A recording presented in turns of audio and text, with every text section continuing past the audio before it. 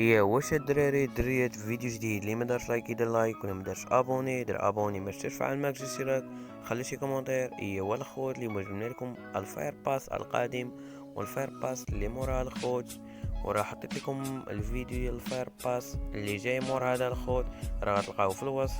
ما نطولش لكم بزاف الخوت، نخليكم مع الفيديو.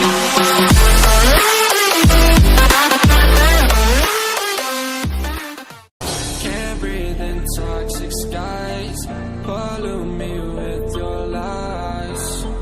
Yeah, I thought that I'd die.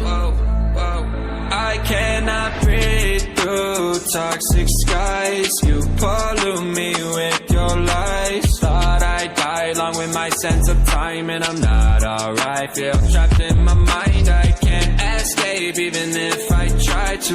Little too late, too weak and too kind. My heart is on fire and I'm burning alive, so I guess I'm not fine. Still trapped in my mind. The date been in my mind for days.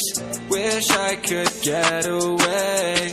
You know it isn't safe for me to be in this headspace. Drunk and I miss you unless I'm just drunk. Told me to swim, then you watched as I sunk. I can't forgive you, no I'm not that dumb. Paranoid, I gotta run. I cannot breathe through toxic skies. You pollute me with your lies. Thought I'd die along with my sense of time, and I'm not alright. Feel trapped in my mind, I can't escape even if I try to.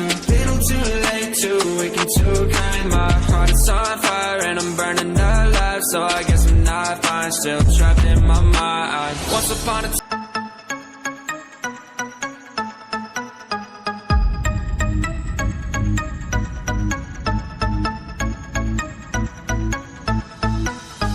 Bir gün her şey son olunca sahte aşklar